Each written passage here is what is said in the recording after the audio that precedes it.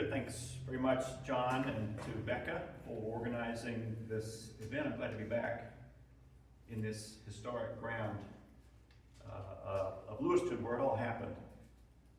Nice to see everybody to come out and support public history. It's really important that we study history, and we know, especially local history. I think it's really fascinating when we see how things that we have heard about on a national, broader scale connect with things that we know locally. When we can connect local and national history, that's when really the past comes alive, and that's certainly something that really compelled me working on this project. When it came into my lap, I can talk more about that, about how the project began and how it took off. Took a joyous commitment of several years to put the book together, but it was a great opportunity. It changed my career, and I'm really glad to share some of that along with my lovely wife Emily tonight. The story of the standards, and some of you are related to people that are in this book, so this is very much not only local but family history that we can talk about this evening. So here we go. Good evening. This presentation of about 40 minutes is excerpts from 225 letters that William Standard and his wife Jane exchanged while William was fighting in the Civil War. He was with the 103rd Illinois U.S. Infantry Regiment from the fall of 1862 until the summer of 1865. Can we click? Yeah. So these are some letters, envelopes. That is a sample of their correspondence.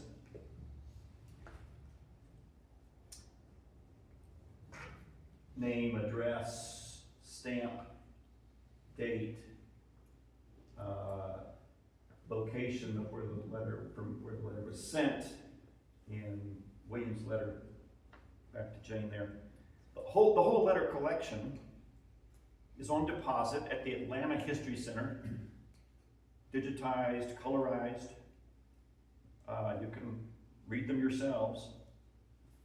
It's unusual because the letters are those not only of a Civil War soldier, of which there's many collections now, but also of his wife and the mother of his children.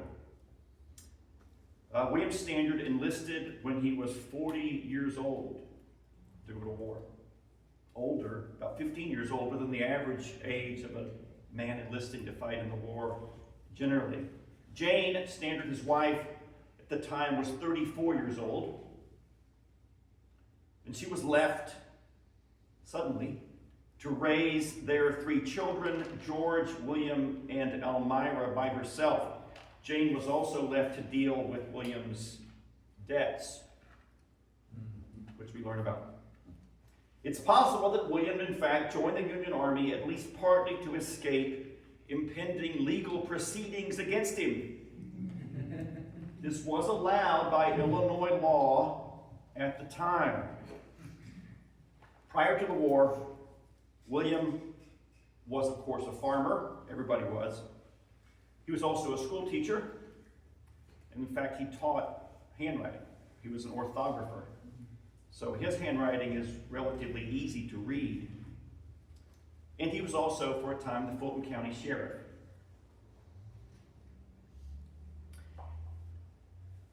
As a town in downstate Illinois, Lewiston was a fair hotbed of Copperhead Democrats. And these were people who were against President Lincoln. Some of the things that Lincoln did really antagonized them. Certainly the Civil Wars, the Union policy turned to ending slavery in 1863 was not something they were fond of. The Standard's attitudes pretty clearly show their heritage in the South, their conservative values, their resentment of President Lincoln. This comes out in the letters. Both William and Jane were Southerners by heritage, and their families migrate to the Illinois frontier, just like many other people who come to this part of the state. They come from the upper South, or even certainly the southeastern part of the United States. William and Jane regularly used racial epithets in their letter writing to refer to African Americans. In our presentation tonight, we have changed that language, but otherwise our presentation uses the language that they themselves used. Keep in mind, of course, that Lewiston and Fulton County had strong pro-Union sentiments as well. Lewiston, Fulton County, Illinois were divided by the Civil War, just like the whole country was. For example, Jane's father, a man named Isaac Ellis, who they referred to as Pat in the letters, was a staunch Republican. So you have political division within the family. Next slide. So here they are, holy images, daguerreotypes is the word that were used at the time of William and Jane, probably at the beginning of the Civil War.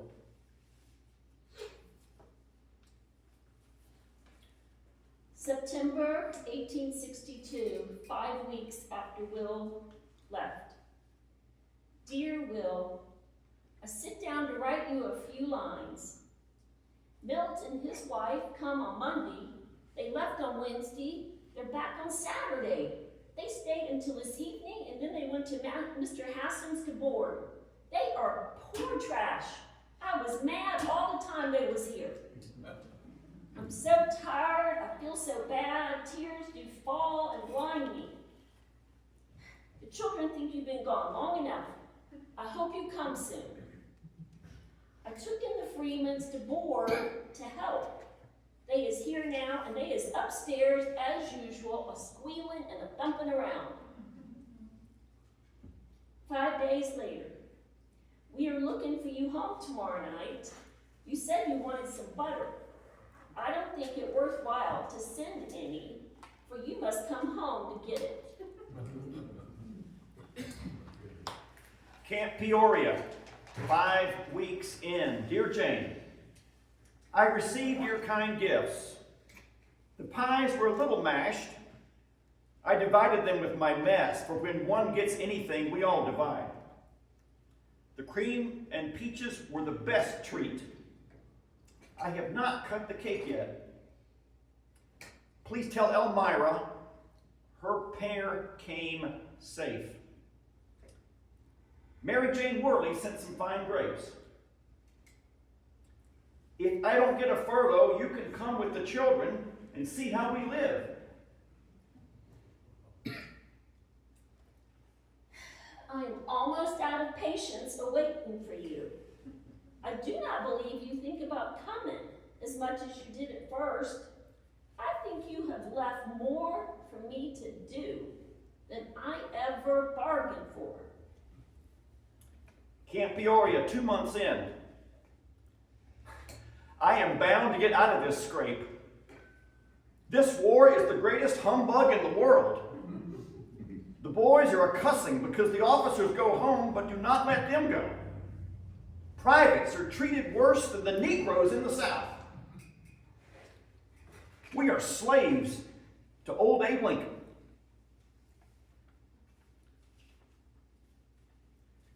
Well, we are headed to Tennessee.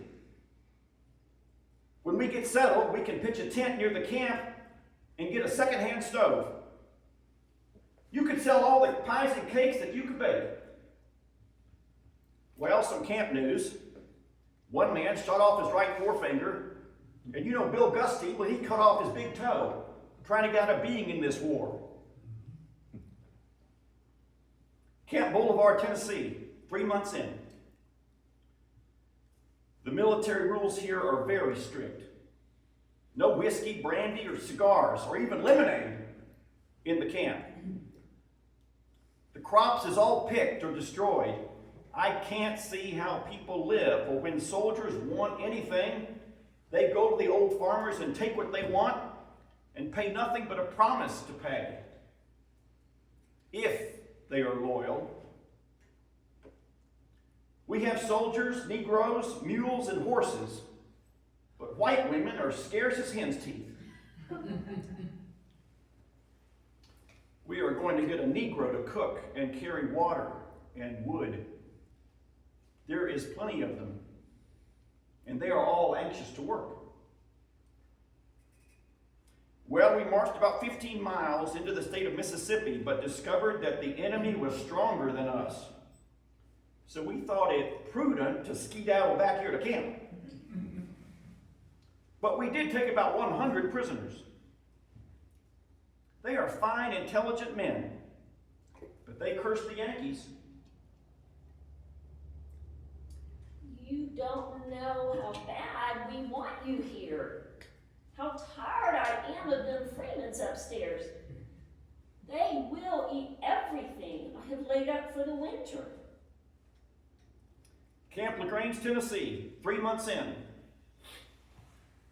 Well, there is 70,000 troops here. There is more commissary stores than you can pack on the public square in Lewiston. 15 feet deep and more all the time. When we go on a march, here's what we do. We cut off 3 or 4 pounds of raw meat, put it in our bags with hard crackers, and eat it raw with coffee.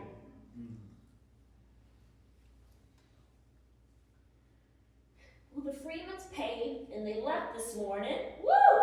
I would not wait, keep them that long again for twice that much money.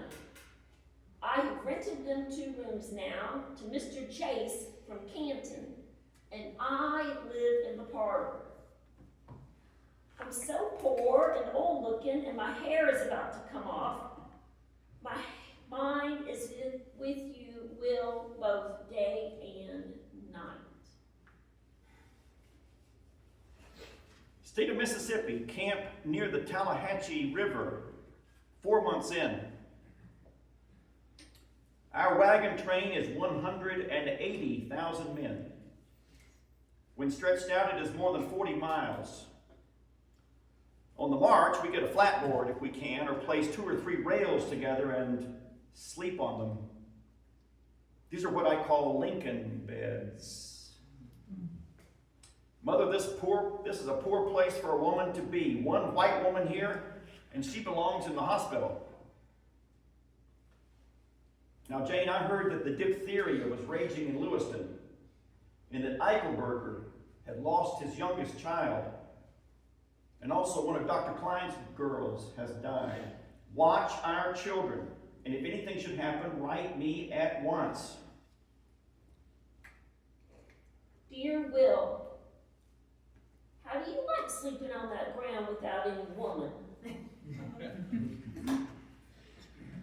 I think we will come New Year's Day to see you. Well, something else. James Will's come, and he had a mortgage and a note against you of $134. I never had such feelings as I did when I read his mortgage to me. Why did you not tell me about that? It would not have come half so hard to me if you had said something about it. Now what must I do? I told him I didn't know what to do. I was so thunderstruck. 2 weeks later. Dear Will, didn't I write you about James Wills and that mortgage? He told me what he could do if he was a mind to. So 3 days ago, he sends Whistler down to take all the property he could find. There was Kit in the harness, and he said he was going to sell Kit in 10 days. Do you know how I felt? I sat down to sew, but I could not. So I threw my sewing down and I run to the schoolhouse. I told the children I must go to Canton. I come back, I dressed myself, I run down to the depot, I got on the train cars, I went to see James Will's boys. They told me that they must have the money or they were going to sell the property. But they finally said, if I would give them my note with good security, they would wait 1 year longer. So I look around town. As good luck would have it, I found John and Marcy, so they took me out to my Pap's. I asked Pap if he would sign the note with me. He said he reckoned he would have to. Then Pap went to town and he fixed it up. But Will said I had to pay some down, so I paid $30. Now I have $6.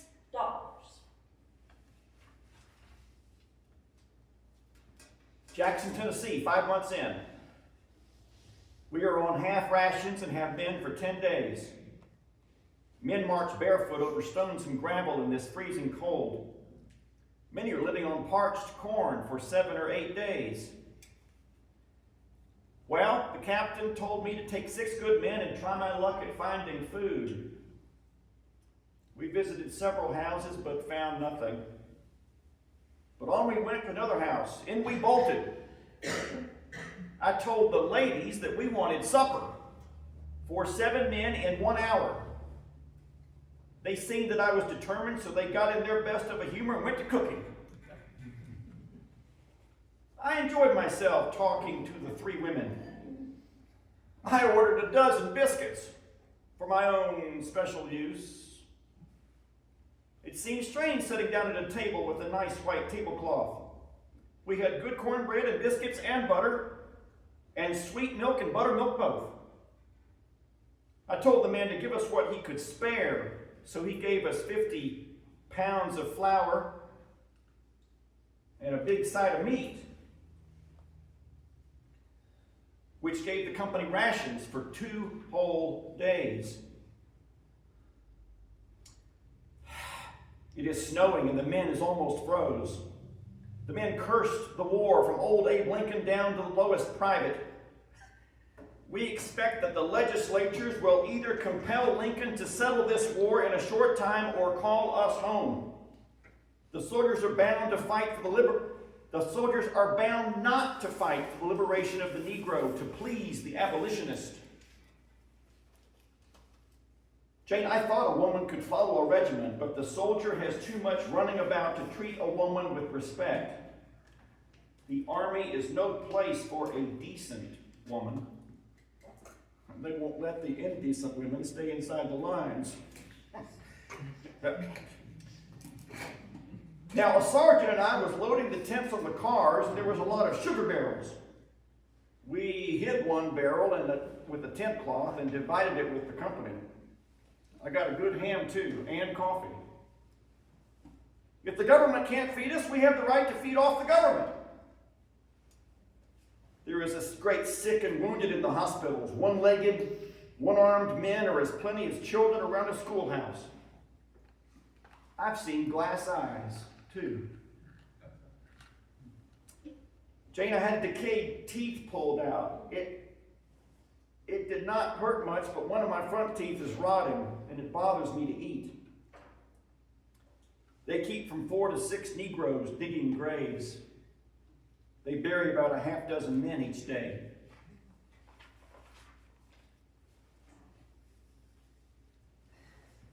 Six months gone. The collector come for the taxes. I had 20 cents. He said it was $14.80. My shoes and Elmira's are almost wore out, and there's nothing to buy new ones with. I got the boys' shoes patched and half sold again. Camp Jackson, Tennessee, 7 months in. We are drummed out of bed, then drummed to breakfast, then drummed to guard mounting, then drummed to dinner, then drummed to battalion drill, then drummed to dress parade, then drummed to supper, and then drummed to bed again. I despise the sound of a drum. I get disgusted looking at men in soldiers' clothes. I shall bring mine home, Jane, to keep for my great-grandchildren to look at as a relic of this great curse. Soldiers in Lincoln's clothes and Lincoln's caps. Everywhere there are just a bunch of Lincoln hirelings. There is a great dissatisfaction about not being paid.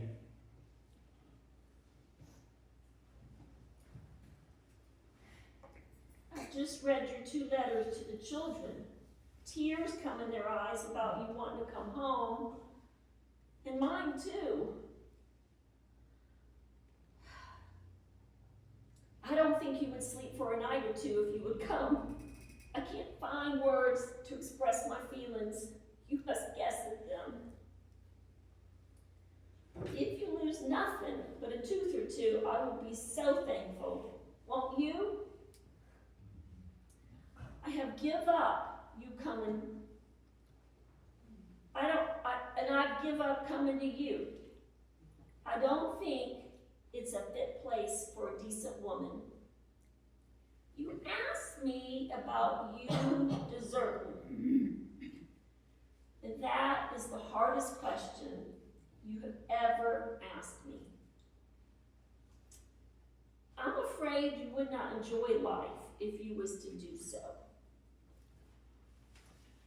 Camp Reed, Jackson, Tennessee, 8 months into service. How thankful we ought to be to him who holds the destiny of the human race in his hand, that he spares our lives. Take the family Bible and copy off all of our birth dates. My mind is so perplexed about this war that I hardly know my own age, and I forget the ages of the children. General Grant has issued an order that any soldier who straggles outside the line shall be treated as a deserter, for which the penalty is death. I won't never desert. I don't want anyone saying to the face of my children that their father was a deserter. We have received an order to leave for LaGrange. The order created great excitement, and 17 from our company deserted. The cavalry pickets caught John Walker. You know him. He is in the guardhouse and will be dealt with severely. Jane, I carry all of your letters in my shirt pocket and often read them to console my mind. The boys and I hung up our meat to smoke. It will be ready in about 4 weeks. Maybe you'll be home by that time. George went to Liverpool to ship mules and horses for the army. A mule kicked him above the navel. He was so much hurt, he could not come home, and he was in the hotel there. About sundown, Thomas Dye rode up to the gate and said George got kicked, but was not dangerous. You may imagine my feelings. I was struck all through. In the morning, Perry went after George. George was better and sat up and rode in the wagon. It is now Tuesday morning. George is now hauling wood.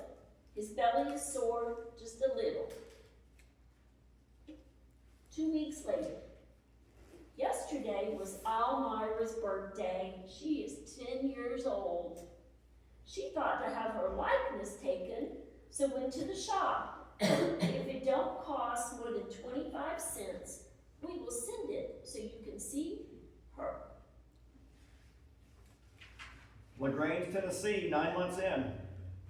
I was very uneasy about George, that he was kicked in such a dangerous place, and I'm glad to hear that he is doing so well. Dear Jane, I know this is very disheartening to be placed in the condition that we are. The great difficulties that I had in my official business in Lewiston, and the bad step that I took when I enlisted in Lincoln's crusade has just about run me mad. If I have been the cause of you losing your hair, I most sincerely ask your forgiveness and pray God to forgive me for any error that I may have committed against you, either in word or deed. My hair is not falling off my head yet, but my brains is racked to death about the care of home. our regiment did go on a tramp for 8 days. We took 400 horses and mules, 75 wagons, and lots of ham. It was a plunder. But such is the policy of war in all countries.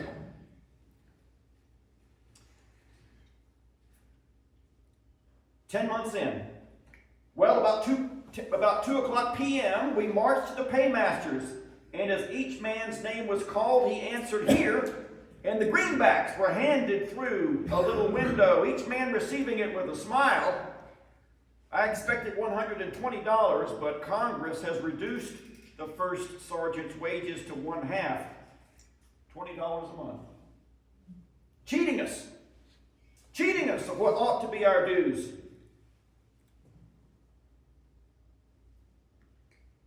Dear Will, I sit myself down to write to you. This was court week, and I tried my luck taking in boarders.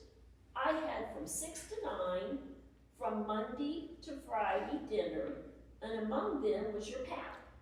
He was on the grand jury. I took in about $18. Elmira has been down in the cars every day this week. Today, she wanted to go at 1 o'clock, but it was so hot, I told her to go to the post office, and sure enough, she got a letter. Then she went to meet her pap on the evening train. She came back and she said, "Why don't he come?" 17 miles from Vicksburg, 11 months in. My furlough came back refused until after we take Vicksburg.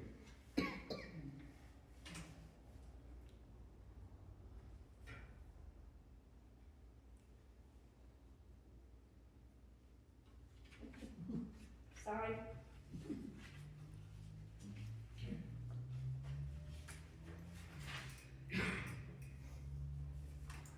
Yesterday was the 4th of July. Perry and George went to town to see the fireworks. I stayed home. I put away $40 for your coming. But maybe I better pay on that Will's mortgage concern and stop the interest. What do you think? You never told me, but I think we should pay it as quickly as we can. Fleas is about to eat me up. I just opened my dress and I killed 3 in my bosom. You can see a dozen places where they have bit me if you was here. George Osborne came home, found work on the railroad. Last Thursday, he was arrested in Galesburg as a deserter. His mother received a letter from George that told her to divide what few things he had with the other children, for he never expected to see them again. It is not that hard for a parent to witness. His mother is most crazy with pain. Camp Sherman, Mississippi, 14 months into service. Dear Jane, I want you to ascertain if there is any possible chance of selling the farm, and then we can sell off the house and the rest of it. Then I would like to go to California and look around. If we can succeed in selling the real estate, I can make one mighty effort to get out of here if I have to run out. Then we can go somewhere else and stay away from this infernal, unjust, unholy, and ungodly war. 1 year, 8 months in. Dear Jane, I used to think you was a Republican, but you have turned out to be a good Democrat. I always told you that old Abe Lincoln was an abolitionist, but you would not believe me. I am not in favor of secession, but I am a Democrat.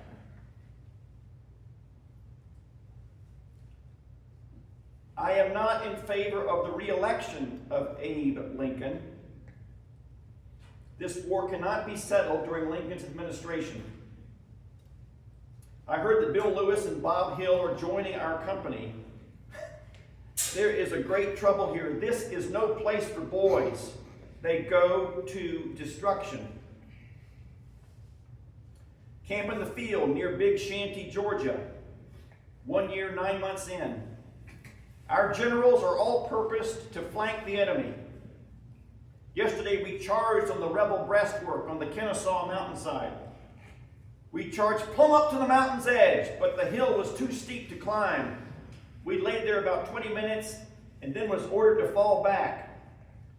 Our company lost 17 killed and 38 wounded. Isaac Livingston was wounded in the right arm and will have it cut off. Thomas Jones, a new soldier, is missing, maybe killed. Jane, your brother Newton, is wounded in the leg. Joe Riddle was wounded through the hips and is in enemy hands. Excuse this short and dirty letter, for I've been living in the mud and dirt for a month. 1 year, 11 months gone. Will, just imagine my feelings for a few minutes. They say Sherman got whipped and lost 2,000 men. The word came that Joe Riddle and Mike Campbell was dead. Horrible, horrible news so close to home.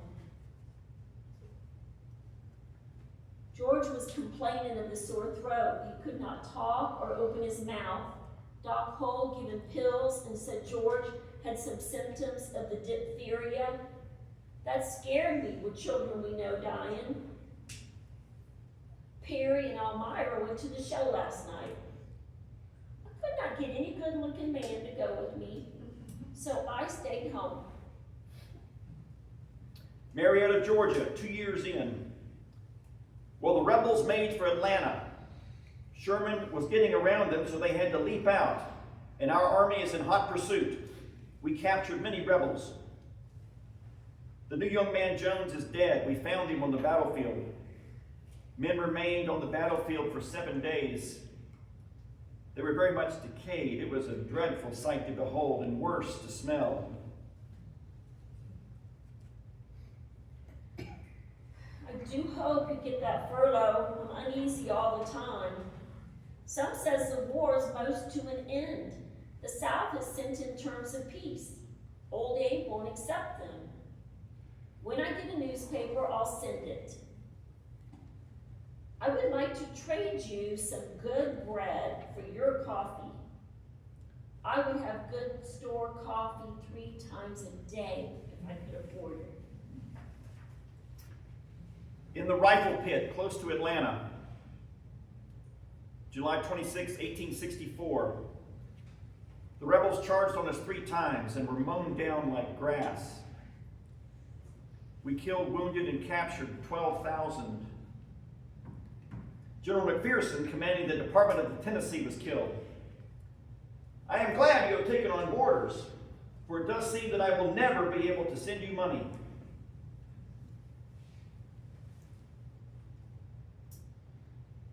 Will, I sit down to write you. Whew, this is the hottest weather. Dust is shoe mouth deep. Brother Newton had furlough from his injury, and his family come. As we were eating, Mary and Dave Fisher come. I also had 5 boarders. The sweat did roll off of me. Dinner for 15 besides me and the children. Brother Newton is better and he will start back next week. They ordered me to make a sidewalk in front of the house. I told them it was impossible for me to make a walk. I have work to do to live. They may do the best they can. Dog on them. Camp in the field, 2 years, 1 month in. We have not yet taken Atlanta. They are strongly fortified, but our army is moving to flank them and will make them leap out. We have cut all the railroads but one, and General Sherman has sent off cavalry to cut it. If the expedition is successful, the capture of Atlanta is certain. Our line of battle is 15 miles long. We are so near the enemy we can throw stones inside their breastworks. I did buy paper and envelopes. I will tell you how I paid for them. We drew rations of whiskey about twice per week, but I sold my whiskey for 50 cents and gave the money for paper and envelopes. East Point, 6 miles south of Atlanta, 2 years, 2 months in. We have taken the great city of Atlanta. A long march of over 400 miles, fought in 13 battles, under enemy fire for 87 days, and a march and campaign of 4 months and 8 days. We now get hard bread, salt meat, and beef, and even a few beans, plenty of sugar and coffee. And we have new clothing. Now they ought to pay us money. I could stand fair as a good soldier. I don't like the smell of powder, nor the whiz of bullets. But I have always stood up to my post regardless of danger, and have often had to urge the men on. In the field in Georgia, 2 years, 4 months in. Jane, I got that $2 you sent. I thank you. But I think you need the money more than I do. You are having to work too hard to support yourself and children. I guess if you can't wait on me any longer, you had better look for another man in time for winter. We received 8 months' pay, though, and I enclosed $140 in this letter. Will, the supervisors of the county have appropriated $50 to each volunteer family that is in need. I will get that money. 8 miles from Savannah, 2 years, 5 months in, we left Atlanta. We had a tedious march for 30 days through marsh and sand. We lived off of the country, and of course got the best that there was. We destroyed over 100 miles of railroad as we came down. We have Savannah surrounded. I was afflicted with the rheumatism and was compelled to ride in the ambulance for some 3 or 4 days. But since I have improved and I am enjoying the best of health and am as fat as a hog, ready for market.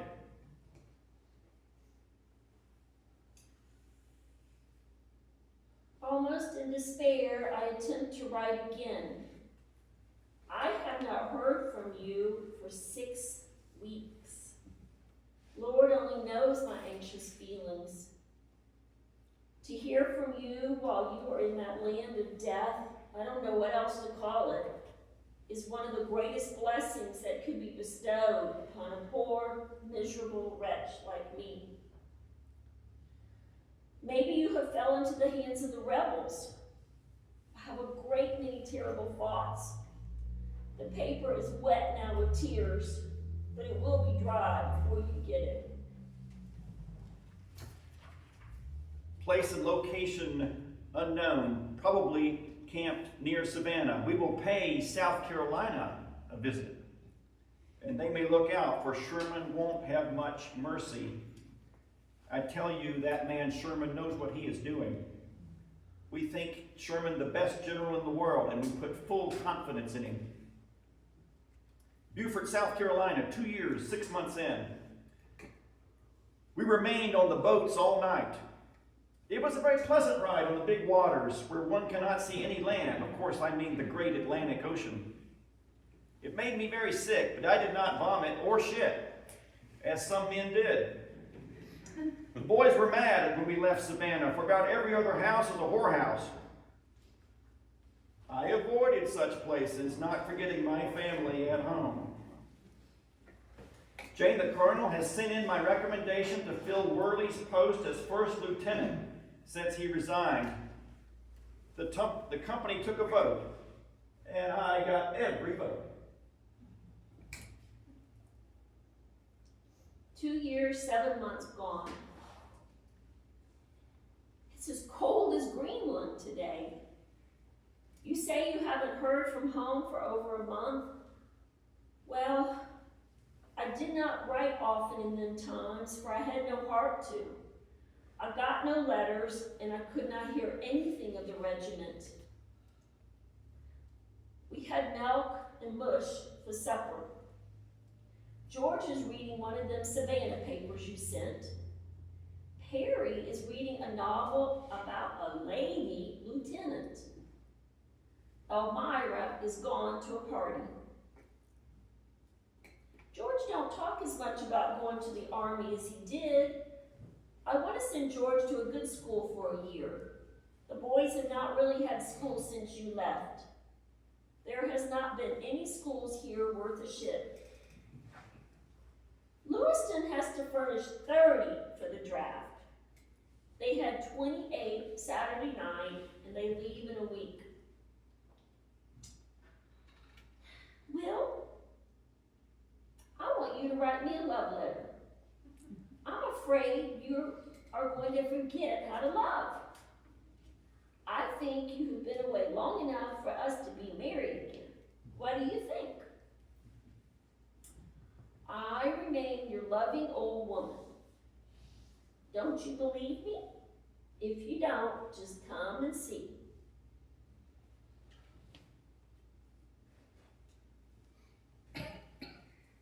Two years, 8 months. Mrs. Moore come to see me. Her and I went to church. Then I done a big washing. Baked 4 custard pies, 2 apple butter pies, and bread. And I was hurrying to finish my letter, but in come Mrs. Rowe. She stayed till supper. I was mad. Before I could get the dishes washed, in come Mary Worley. So I have to finish my letter while her is here. A week later, I bought a buggy. Now I want a harness. I have 4 boarders now, but as quick as I get my harness paid for and the taxes, I'm going to quit cooking for a living. I most killed myself at it this last year. 2 years, 9 months gone. I would be the proudest human on earth if I could just get a letter and learn you as well. I never had to wait so long before. It almost takes my hair off. I don't mind it turning white, but when it falls off too, that is double trouble.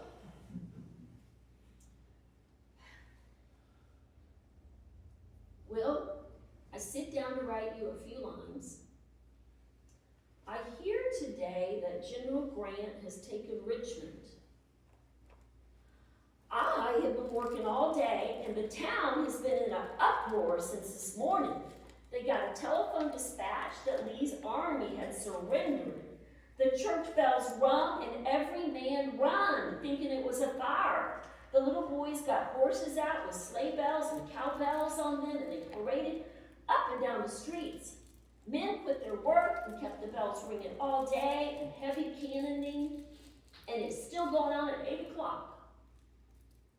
They're going to now have a torchlight processing on horseback. They wanted my horses, but I would not let them go.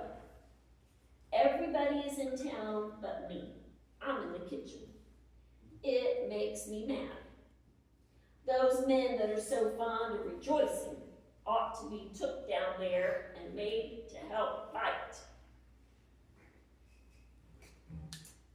The next day. You say that that piece of poetry you sent will do for a love letter till you get back to Spark, and that I may guess at the rest. Will, I'm not very good at guessing. If you want me to know, you need to tell me right out. I think that is a nice piece of poetry. It winds around very slow. Well, people think the war is over. For my part, I don't know. Raleigh, North Carolina, Sunday morning, April 16th, 1865, 2 years, 9 months in service. This fine Sunday morning I have washed, blacked my boots, and dressed myself in my best. We are in the best of spirits, having heard of Lee's surrender. The men were all shouting victory and threw their hats. There was a conference between General Sherman and Johnston, the Confederate Johnston proposing to surrender his army. We are believing that the war is over. Lee could not stay in Richmond when Sherman got in his rear. So you see that we are the boys that did the work. I told you that Sherman was the man, and so he is. We should all sing glory to God on high, peace on earth, and goodwill towards men, with peace restored to our distracted country. I want you, Jane, to be certain, have the fatted calf killed and all things ready for the feast. And it may be that we may want a marriage ceremony performed. I think we can manage that ourselves.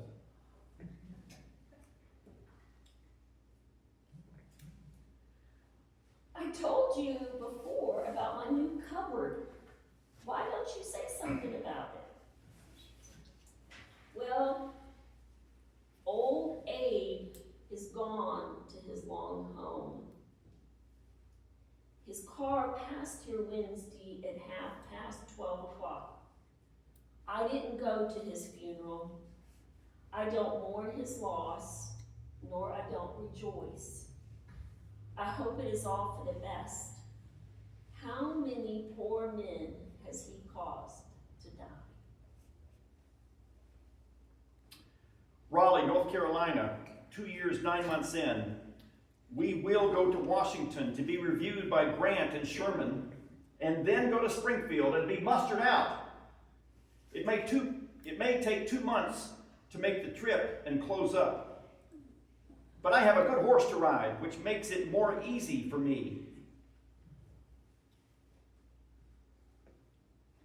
I've thought of working in Worley's factory.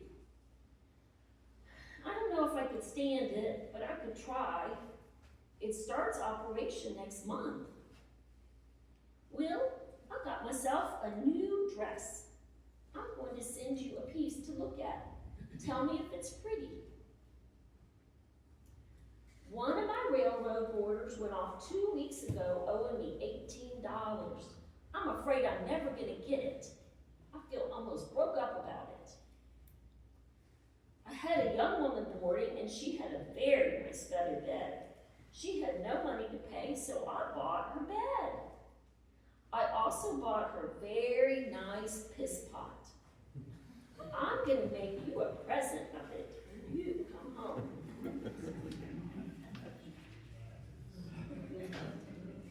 Camp near Washington, D.C., 2 years, 10 months into service.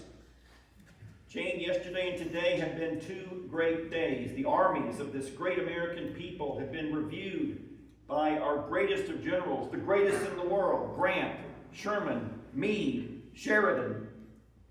We were paraded for review by the Capitol of the United States, the President's House, and we're marching through the entire city. The review was one of the grandest things I ever saw. Old and young, male and female, white and black, big and little, all shouting victory and bidding us a sweet welcome. It makes me feel proud to see so many nice faces and so many fine little girls and boys greeting the sunburnt soldier.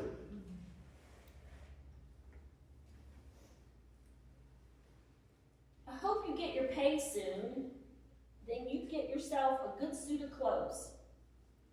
Some are looking for the soldiers' home this week, but I ain't. Some of the women are telling what they're going to do. Some says they will go to meet their old men at the depot if they had to go on one leg. Others say they're going to go if they had to lay down and roll over and over to the cars. Someone asked me if I was going to meet you. I said, no, I am going to stay home. I know my own heart. I will be as glad to see my husband as anyone living. But I ain't going down to the depot to act the fool. Will, I have a sneaking idea. I would be a perfect idiot about that time. There's some talk of the citizens in Lewiston getting up a dinner at the depot. If they do, I'm going to do my share to prepare the dinner, but I won't be there when the cars come in. Will, if I am so lucky as to know the day you're coming, you will find me in the kitchen or in the hall. I want to be all alone. If there's anyone here, I will go off in some room by myself. If there's no other place, I will go down the cellar. Well, nobody on earth but the one that reads this letter knows I am gonna act the fool. Now keep it to yourself. Louisville, Kentucky, 2 years, 11 months in. Often I have had only one shirt, and that one so full of lice that I could pick them off by the dozen, and no socks, and the ass of my pants is out. You speak about being able to accommodate all my wants when I get home. I am getting awful bad and hard up for something besides money. Perhaps you know what I mean. I will be willing to meet you in the cellar, in the kitchen, in the parlor, or any other place at home. We have received an order from the War Department to be mustered out immediately, so we are trying our best to be at home by the 4th of July. I have nothing of importance to write at this time. I do enclose $5 for a dress for you.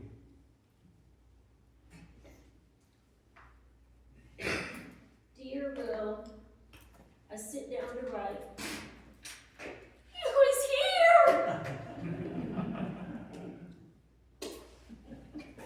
Thank you.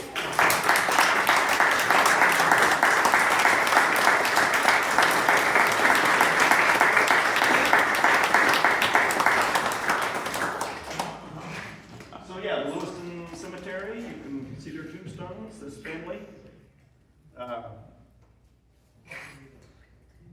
One of their children his epitaph is in the Spoon River Anthology.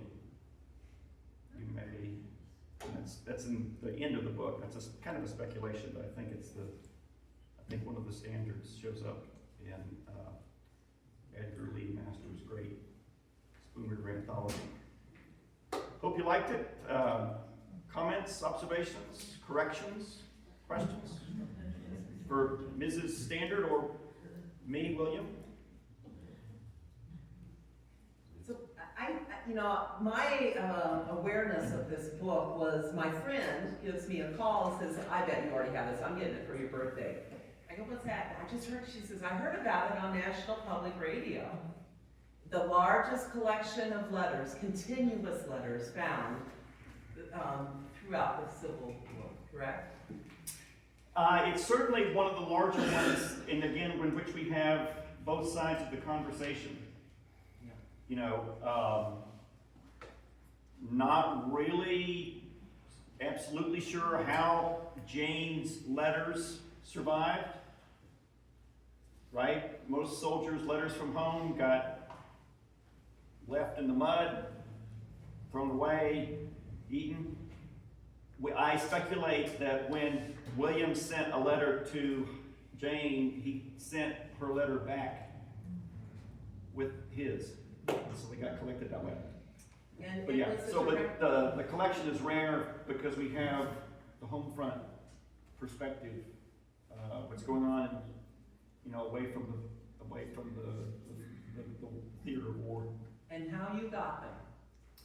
So, 2011, I was in my office, got a call from the secretary of the department saying there's a man on the telephone from Atlanta. He has some Civil War letters. He wants to talk to somebody who studies the Civil War. So she put the call through, and he introduced himself. I said who I was, and he started to say about this collection. He is the descendant of this couple. He's an engineer, retired engineer in Atlanta, and he said, would you be interested in working with these letters? And it took me about a New York minute to say I would be very interested in looking at these letters. And so he supplied me actually microfilm to start, which was challenging if anybody's ever tried to use microfilm. But I could even with that, I could see the value of this collection. What what became really a rich detail of this whole story is not just the letters, but the fact that this man's mother had tried to get the letters published in the 1930s. She had taken the letters around to various New York publishers, and he had the letters of rejection that she had received. One of them said, thanks for these letters. We don't think there's much drama in them, so thanks but no thanks. So thank goodness for their terrible mistake in not seeing the value of these letters that came to us, came to me unpublished, and so that became the book project. Again, midway through the editing, the transcription, he gave all the letters to the Atlanta History Center. The new technology allowed them to digitize the letters in color. It really brought out way more legibility of their handwriting, especially Jane's, and it really made the whole project far more complete, with the ability of us to read more of the letters than having just read on the old microphone that was from the 1970s. Was she in Pennsylvania? The mother? I was thinking. That sounds right. She was Yeah. not in the South at the time. I think they were Northerners. And she did the Lord's work. She preserved the letters and passed them on to her son. I mean, who knows what collections of letters didn't make it to the modern day and we don't know about them. You know, and this collection, he was really true to his family. He said, would you mind dedicating the book to my mother? And I said, of course I will. Of course I will. So yeah, that was a nice aspect of the book. So how many total letters were written, are still preserved, shall we say? So we know of 225 letters, about 2/3 of them written by William, others written by Jane. So he is cranking out letters as he's in the military. There are also, in the collection, there are some diaries that he kept. I did not. Book publishers always are thinking about how long a book is, and so they said we're just going to do the letters, and I was okay with that. But the Atlanta History Center has the diaries that they kept as well. So how many in your book? There are 225 letters in the book. Yeah. And they're all, again, we tried to preserve the spelling as much as we could to be, consistent with the language. I think some of the beauty of this book is we get a sense of how people spoke. I think people write the way they speak often. So the language is kind of like it was, with a few, editing for clarity. And then of course we have an abundance of annotated notes in the back about references to people and places and battles. Some of the expressions they use. Jane saying the dust today is shoe mouth deep. What in the world is she talking about? So we use all kinds of reference sources for colloquialisms and kind of old phrases. They both talked about him being a wooden man as a soldier. And that's an old expression for kind of a derogatory term for a soldier, a private, an infantryman, simply following orders, unthinking, just doing whatever he's told just to get through the service. And so that was, again, these kind of nuggets of language that are in the letters that is, aside from the military history, there's a kind of cultural history in this book too that I think is really valuable. So did he go in as a first sergeant? He did. I think probably because of his age. He didn't really have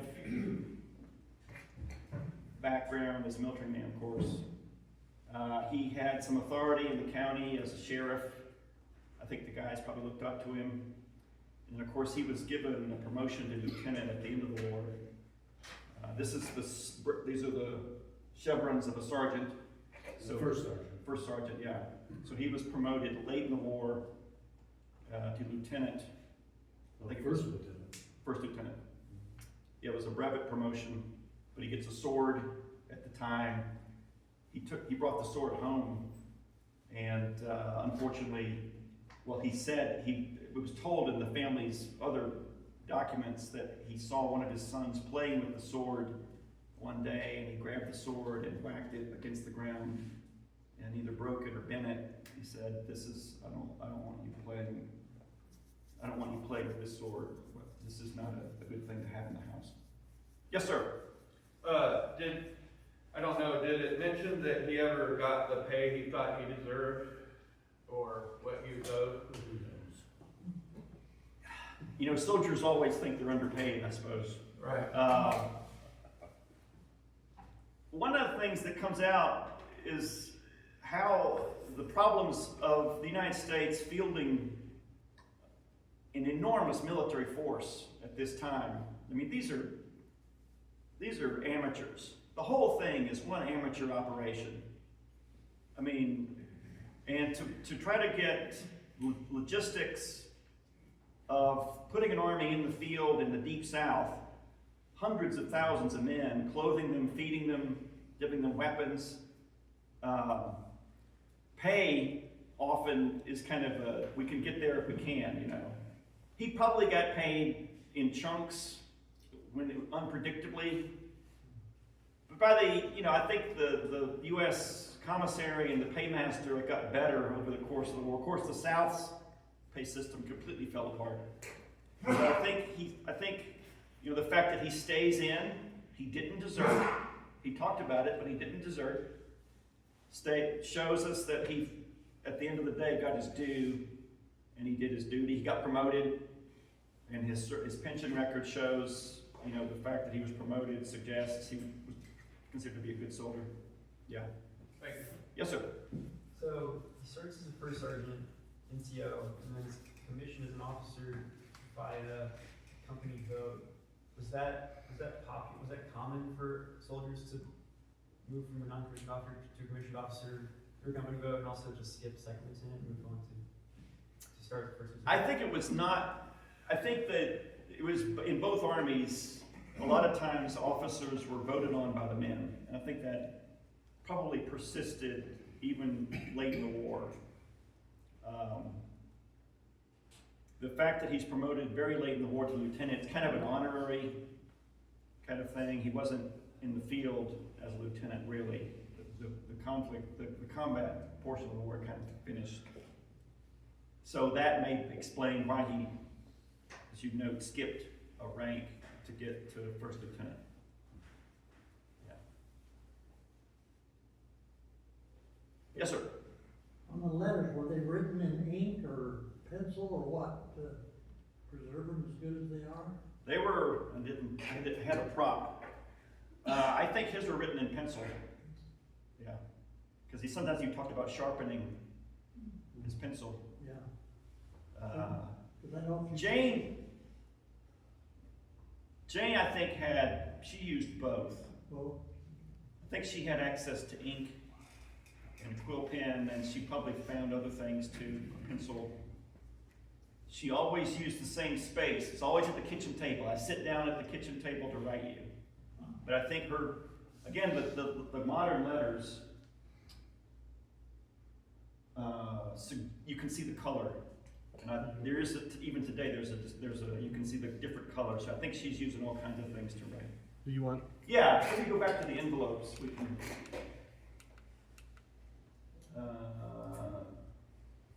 He may have been able to figure out how to borrow a pen for the address, but I still think he wrote most of his stuff in letters. I mean, in pencil. just figured if you was a serviceman, you didn't have quite No. the stuff to. But he was first sergeant. Being bullets and band-aids, so he probably had access to more than the regular soldiers did. One of the images I skipped over by accident was it's called the Lincoln columns, which are in the cemetery here. And those are erected elected. That's, Lincoln spoke in Lewiston before the war, I think when he was debating during debates with Stephen Douglas. And so those aren't in the original location, but they're called the Lincoln Pillars as far as I know. Again, Lincoln was popular among some people in the area and unpopular among other people. And I think that really comes out in this collection, is the division in towns and counties and in the North. You know, I think it helps us appreciate the effort that it took to cobble this thing together and to make a man like William Standard, who was not an enthusiastic soldier, to do the will of the Union Army. Didn't they consider themselves copperheads? Yeah, I that's my assertion, is I think you can there's a lot of evidence that these people are copperheads. And that was something that was in this area, that people were like, they didn't want war, they wanted to be peacemakers. Is that what the copperheads? They didn't think the war should expand to include emancipation. They thought that they should come to terms with the South, to restore the South in the way that it had been in relation to the Union before the war. With or without slavery doesn't really matter.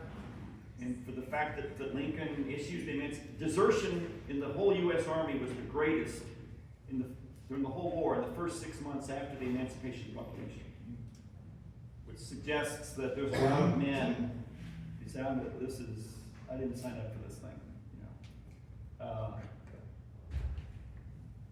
it's a gamble for Lincoln to do it, but Lincoln, I think, believed it was the right thing to do, and he trusted his generals to enforce the policy. I mean, if it comes to the U.S. policy, you will not return slaves to bondage. You will protect them, protect their status. You know, and Sherman is not a flaming abolitionist at all. And I think that was maybe one of the reasons that Standard latched on to him. He was not a liberal, but he was a soldier.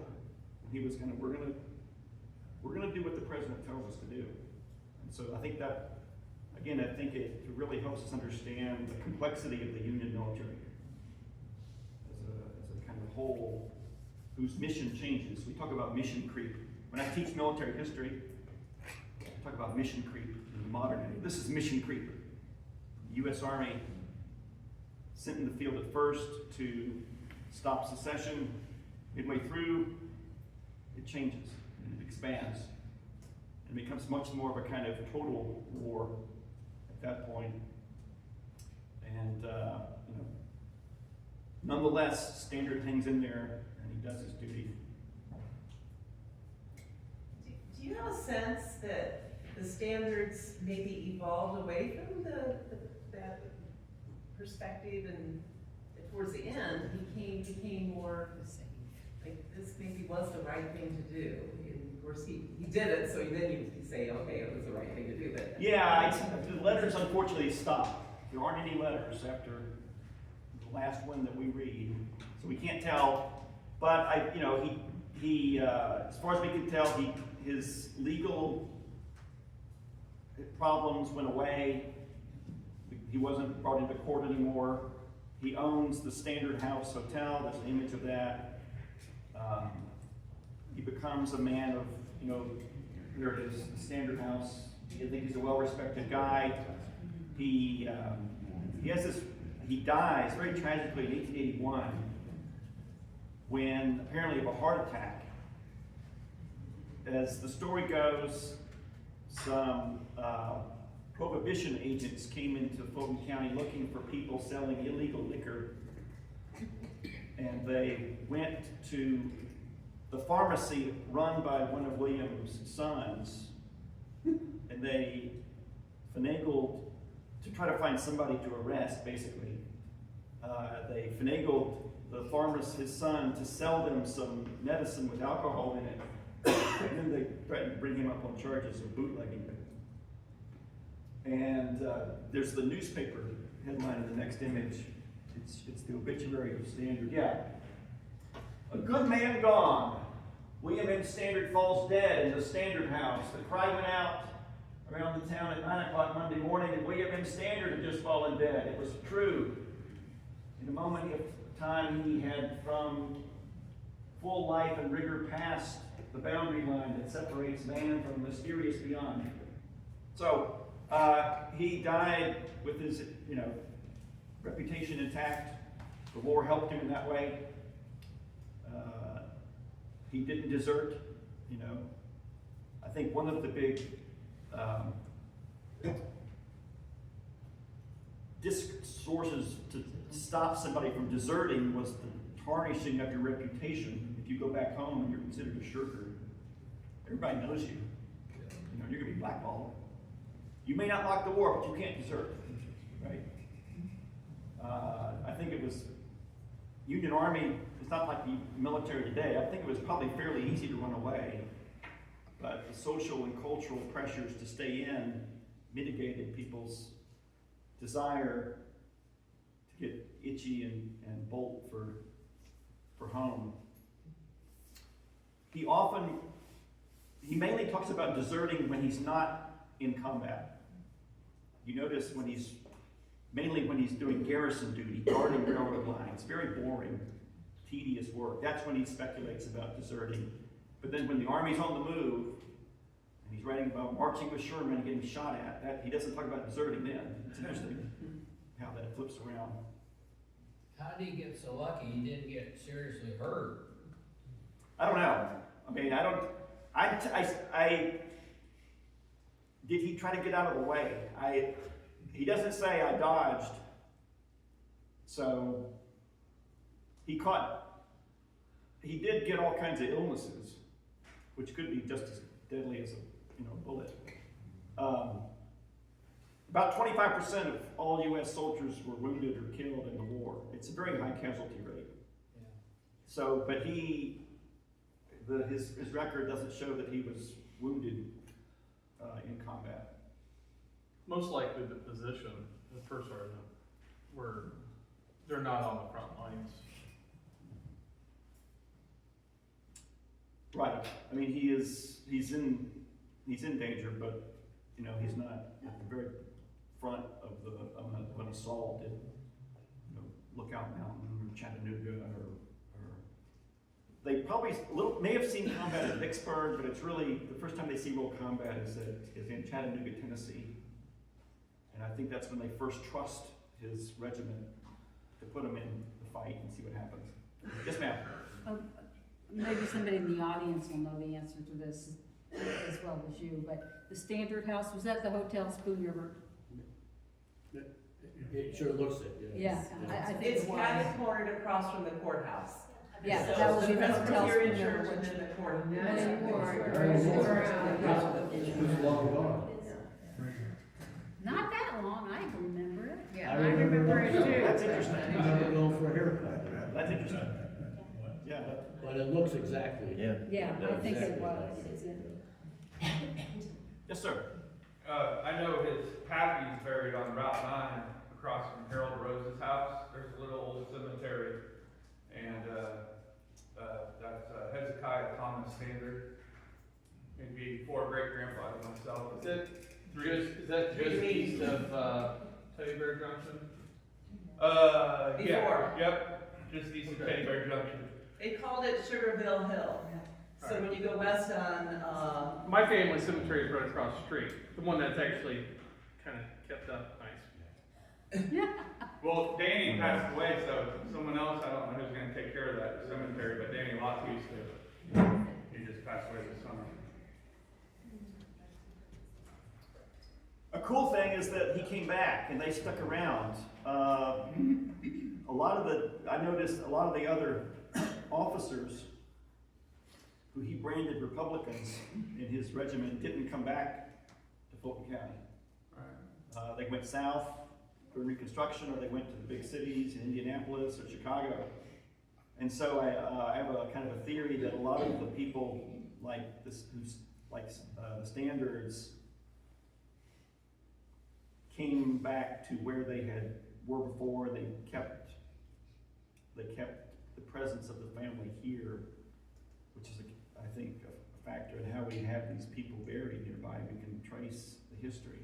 Yeah, his If you pappy died scatter, right if you migrate, that really messes up trying to figure out lineage, genealogy and so forth. His pappy died right after the Civil War. He was like 71 or something, and it wasn't too long, I think the late 1860s. He passed Okay. away. He doesn't talk about his father in the letters, which is interesting to me. They talk about Jane's father a lot, but not his dad. So I don't know if they had a good relationship. Yeah, he had a lot of brothers and half brothers and large family.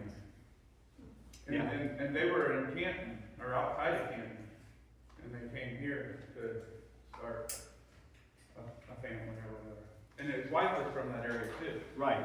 She was from Canton, Uh, and then I think he brings her to Lewiston. Yeah, her father was from Canton. And there was a real political split. William had to borrow money from his father-in-law, and I think he didn't like having to do that. Well, it seemed his greatest asset was his wife. She knew how to handle money, he did not. That's my take on that. Emily, I mean, that's really your impression, is she becomes very, much more independent and assertive during the war. She's beside herself at the beginning. What am I going to do? What am I going to do? By the end of it, she says, I'm going to get a job. I bought a buggy. You didn't say anything about my glass cupboard. So she really becomes much more of a person of property and standing as a result of being on her own and raising the family and managing the property and so forth, and figuring out how to deal with all these debtors, these people who come to her for debts that he had incurred. I'm curious if there's anyone else in the audience that knows that they're related to these people. No, but I live in Perry's house. Uh-huh. Harry was the pharmacist. Yes. I think he was a doctor Okay. at some point. So, Well, and there was a standard that started a medical clinic in Macomb that left from our farm was where they all kind of went, and then they came to Lewis Town. I've heard that. Yeah. well, Well, thank you. thank you very much.